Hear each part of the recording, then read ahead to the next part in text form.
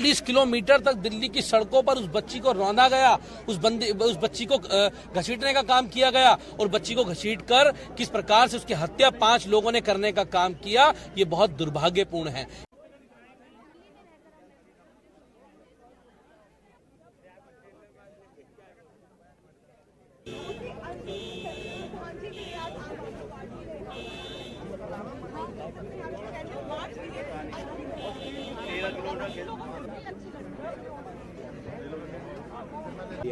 आम आदमी पार्टी तले पूरी दिल्ली के लोग यहाँ इकट्ठा हुए हैं।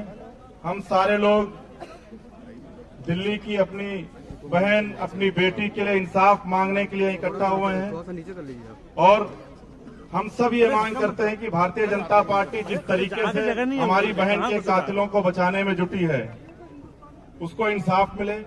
हम सबके बीच में दिल्ली प्रदेश के अध्यक्ष और दिल्ली कैबिनेट मंत्री गोपाल राय जी हैं। मैं उनसे अनुरोध करूंगा कि इस मौके पर 2 शब्द कहें। अपनी बेटी के इंसाफ के लिए आवाज उठा रही है। जिस दरिंदगी के साथ कंझावला की घटना घटित हुई है, उसने सभी तरह की अमानवीयता की घटनाओं को पार कर दिया है। लेकिन उससे भी ज्यादा दुखद बात है कि भारतीय जनता पार्टी इस घटना को लेकर के निष्पक्ष तौर पर कार्रवाई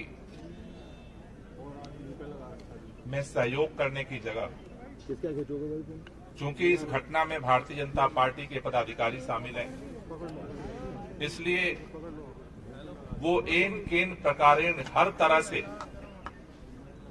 चूंकि दिल्ली की पुलिस भारतीय जनता पार्टी की केंद्र सरकार और गृह मंत्री अमित शाह जी के अंडर में आती है, एलजी भारतीय जनता पार्टी के हैं और पूरी कोशिश की जा रही है कि किसी तरह से इस दरिंदगी से लोगों के ध्यान को भटकाया जाए। किसी तरह से कोशिश हो रही है कि एफआईआर की जो धाराएं हैं वो मजबूत ना हो पाए। अलग अलग तरह से कोशिश हो रही है। अभी उनके परिवार के लोगों ने आज सवाल उठाया है कि जिस लड़की को उनके साथ होने के नाम पर जिस तरह के बयान दिलवाए जा रहे हैं, वो भी इस बात को दिखा रहा है कि कहीं न कहीं दबाव में इस तरह के बयान जारी करवाए जा रहे हैं।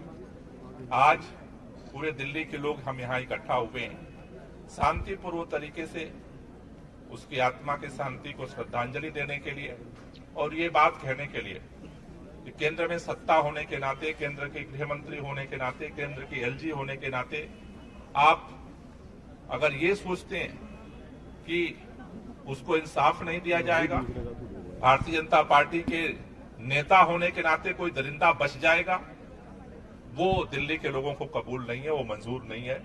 और ये जो लड़ाई है, ये जो आंदोलन है, ये जो आवाज है, हम इसको उठाते रहेंगे और इसको लेकर के लड़ेंगे, क्योंकि अगर इस दरिंदों को अगर सही सजा नहीं दी जाती है, कड़ी सजा नहीं दी जाती है, तो इस तरह की घटनाएं और बढ़ेंगी। इसलिए आज हम सब लोग यहाँ इकट्ठा हुए हैं और हमारी एक ही मांग है कि भारतीय जनता पार्टी अपराधियों को बचाना बंद करे और निष्पक्ष तौर पर इंक्वायरी की जाए और जो दोषी हैं उनको सख्त से सख्त सजा दी जाए। भारतीय जनता पार्टी का होने के नाते किसी को इसका लाइसेंस नहीं मिल जाता है कि वो कुछ भी करेगा और वो बच के निकल जाएगा। तो आज हम सब लोग यहाँ इसीलिए इकट्ठा हुए हैं और आगे भी जब तक इसकी सही तरीके से जांच करके और इस पर कार्रवाई नहीं होती, आज अमित शाह जी मिलने के लिए भी तैयार नहीं। मेरा मानना है कि दिल्ली की अगर पुलिस गृह मंत्री के अंडर में है तो गृह मंत्री को इस पे संज्ञान लेना पड़ेगा, संवाद करना पड़ेगा। और ये घटनाएं लगातार बढ़ रही हैं दिल्ली के अंदर, लगातार एक पर एक घटना हो रही है और गृह मंत्री जी को इससे कोई मतलब नहीं है। पुलिस तो अंडर में चाहिए, लेकिन पुलिस सक्रिय रहे, लोगों को सुरक्षा दे, इसके लिए उनके पास समय नहीं।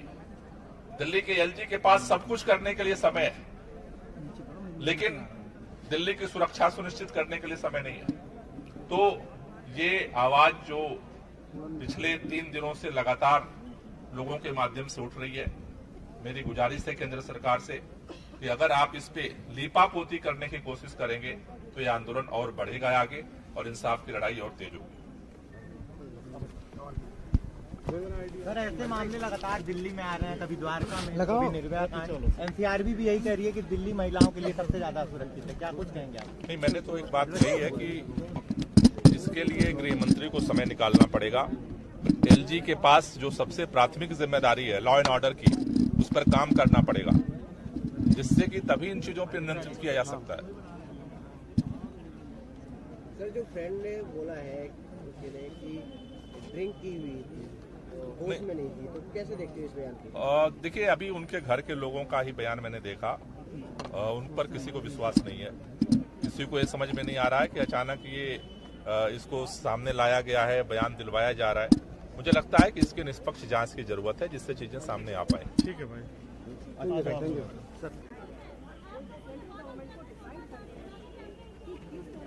कुलदीप भाई, ये प्रोटेस्ट जो आप कर रहे हैं कैंडिडेट में, बताइए इसके बारे में क्या कर रहे हैं आप? ये बहुत दुखद है कि दिल्ली के अंदर नए साल के दिन, जिस दिन दिल्ली में एक सामान्य प्रोटोकॉल है कि आप किसी भी, दिल्ली पुलिस हमेशा 100-200 मीटर पे बैरिकेड लगाती है, लेकिन आप देखिए इतना दुर्भाग्यपूर्ण है कि दिल्ली में जिस नए साल था उस दिन एक बच्ची को लगभग, मुझे अभी रिपोर्ट मिली है, पहले तो मुझे 12 किलोमीटर का पता था, लेकिन अभी मुझे जो जानकारी मिली है वो 40 किलोमीटर तक दिल्ली की सड़कों पर उस बच्ची को रौंदा गया, उस बच्ची को घसीटने का काम किया गया और बच्ची को घसीट कर किस प्रकार से उसकी हत्या 5 लोगों ने करने का काम किया। ये बहुत दुर्भाग्यपूर्ण है, ये बहुत दुखद है। और इससे भी बड़ी दुखद बात यह है कि जब से दिल्ली के अंदर लेफ्टिनेंट गवर्नर विजय सक्सेना जी आए हैं, उनके राज में दिल्ली आज कैपिटल की राजधानी जो है वो क्राइम की कैपिटल बन गई है। आज दिल्ली के अंदर अपराध लगातार बढ़ते जा रहे हैं। मुझे कहते हुए बड़ा दुखद हो रहा है कि आज पूरे भारतीय जनता पार्टी एक जो अपराधी है, इसमें जो मुख्य आरोपी है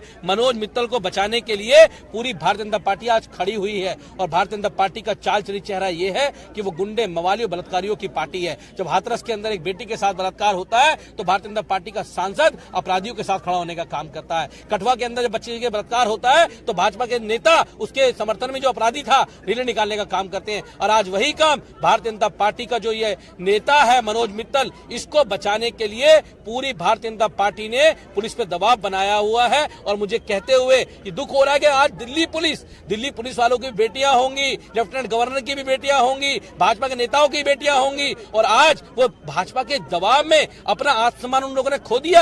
आज उनके दबाव में आकर उस केस की लीपापोती करने की कोशिश की जा रही है, उस केस को दबाने की कोशिश की जा रही है। 304(1) के अंदर मुकदमा दर्ज किया गया, मात्र जबकि वो वहां पर एक मर्डर था, मतलब 40 किलोमीटर से उसको घसीटा गया। ना कोई बैरिकेड, ना कोई पुलिस, ना कोई कार्रवाई उसके ऊपर नहीं की गई और लीपापोती करने का काम किया जा रहा है। मैं कहना चाहता हूं कि आज भारतीय जनता पार्टी का चेहरा पूरे देश ने देख लिया कि किस प्रकार से भारतीय जनता पार्टी के नेता, हमेशा जो भी बलात्कार होता है उसमें भारतीय जनता पार्टी के नेताओं का नाम होता है और उनको बचाने के लिए पूरी भाजपा खड़ी हो जाती है। आज ये चेहरा पूरा देश ने उनका देख लिया और हम उस बच्ची को न्याय दिलाने के लिए आज यहाँ कैंडल मार्च करने के लिए आए हैं। कल हम कमिश्नर ऑफ पुलिस के पास गए थे, हमने उनसे कहा था कि आप इस पे कार्रवाई करें कि आपके 2 घंटे पहले आपको कॉल मिली। अभी तो एक जानकारी आई कि 2:18 पे कॉल मिली थी, 2:18 पे आपको कॉल मिलती है, लेकिन दिल्ली पुलिस हाथ पे हाथ रख के बैठी रहती है और वो कब बाहर निकलती है, जब उस बच्ची की लाश रोड पे पड़ी होती है। अगर उन्होंने पहले इसमें कार्रवाई की होती तो शायद वो बच्ची बच सकती थी,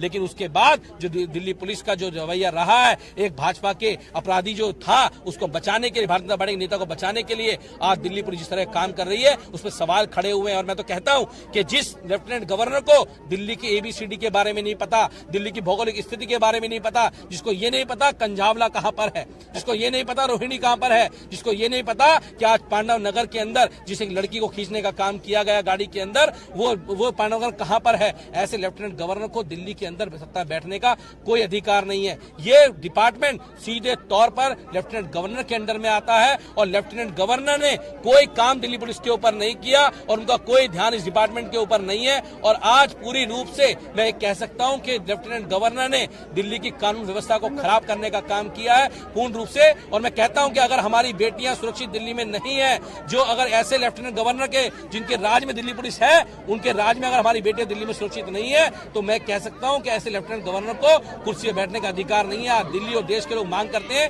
कि दिल्ली में आज हमारी बेटी को न्याय मिले, उसके लिए हम सब लोग यहाँ मार्च कर रहे हैं और हम लोग उसके इंसाफ की इस लड़ाई को, अगर मामले को दबाने की कोशिश की गई तो हम मामले को दबने नहीं देंगे। दिल्ली के लोग और देश के लोगों को बहुत रोष है आज।